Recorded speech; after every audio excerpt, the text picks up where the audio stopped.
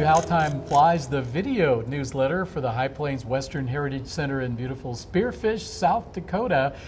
And we are coming to you during this first month of 2022. Hello, Carla. How are you? I'm great, Brian. How are you? Happy New Year. Happy New Year to you, and Happy New Year to everyone Yes. that is tuning in today. I'm Brian Leslie, and this is Carla Scovell, of course, the Executive Director here at the High Plains, and we do want to wish all of you a Happy New Year and a prosperous 2022. Want to mention right off the top that the Heritage Center will be closed during the months of January and February for some cleaning and reorganization and some changes that are going on within the walls. And do you want to address that any more than that? No, just say when they come back, they'll be seeing the theater upgrade. That'll be one very noticeable change, I guess you could say, in spring when we reopen. We'll also be doing some planning, preparing, for the coming year, dates, lots of cowboy supper shows to schedule, etc. Also, of course, we want to thank the city of Spearfish for doing some in-kind plowing for us, but that is one of the main reasons that we have chosen to close again this year, is to save a little money on plowing. We don't get a lot of guests during that time frame, and so we're just trying to continue to be frugal. So maybe this will be the last year we close those 2 months, but if you would like to schedule a tour, if you have a family group in town, you're welcome to do so. Just give the center an advance notice. Just give us a call. Yes. Yeah. If we don't answer, leave a message, because we'll be checking them regularly. But we'd be happy to schedule a time for you and your family and visitors from out of town.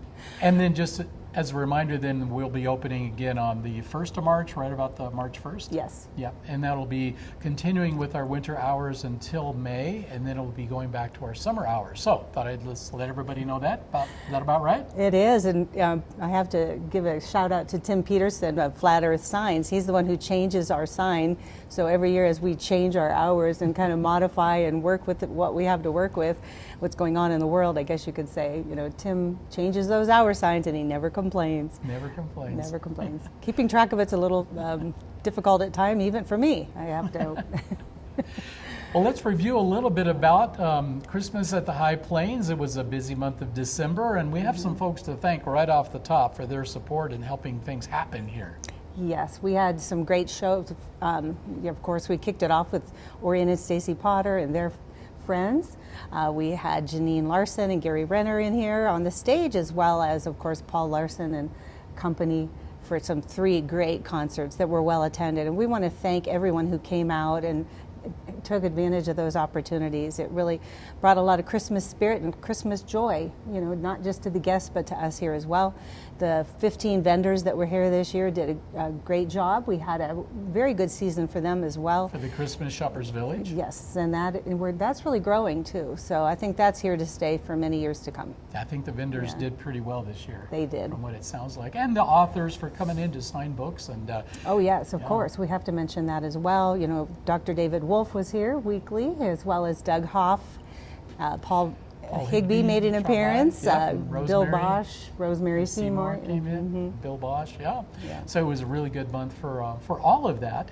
And also we want to thank some donations and some grants that came in during the month of December. Yes, absolutely. So the South Dakota Humanities Council approved a grant to us for just a little over $17,000. It was part of the recovery package that was given to the state, and we are so grateful to be chosen.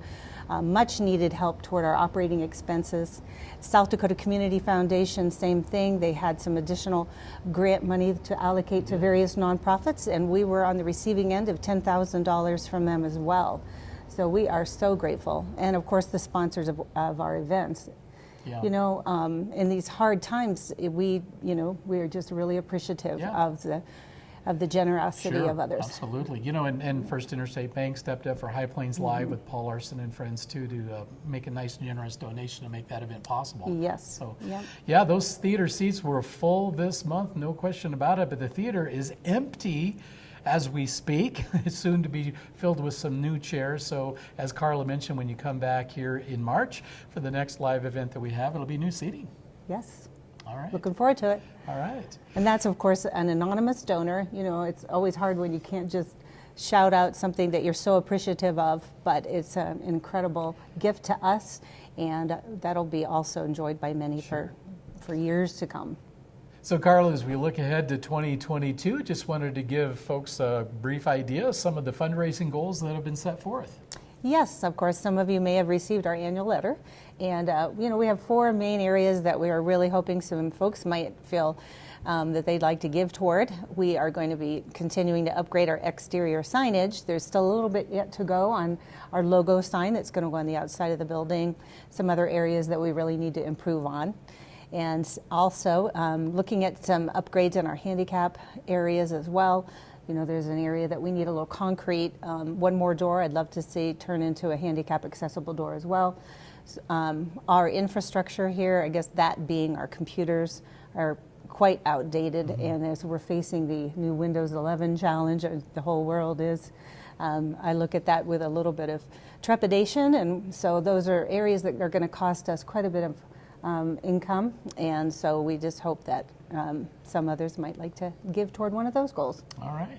So we're looking forward to 2022. We're looking forward to having you be a part of our 2022. Carla, anything else that you want to add? No, just keep in mind the memberships. The membership drive, of course, we start right now. And the membership, if you choose to join, it's an annual membership. And that'll give you 30% off everything year round in our gift shop and bookstore. And also, a little bit off your cowboy supper shows in the summer, as well as a free lunch in the spring for our annual meeting. And you get to have your say in our choice of board members. We do the election of the board officers at that time, and board members. So keep that in mind as well. As this area grows, we hope to expand our membership base, dramatically. All right. And again, once again, a reminder that the center will be closed to the public in January and February, but if you would like to schedule a tour, give us a call, schedule that tour. We'll be open our regular winter hours once again on March 1st, with our summer hours resuming as usual at the end of May, or in the 1st of May, I guess it is. It is, yes. Yep, all right. Well, Carla, thank you. Yeah, and thank you, Happy Brian. New Year. Happy New Year. And again, Happy New Year to you. Thank you for joining us, and we will see you in a couple of months for How Time Flies.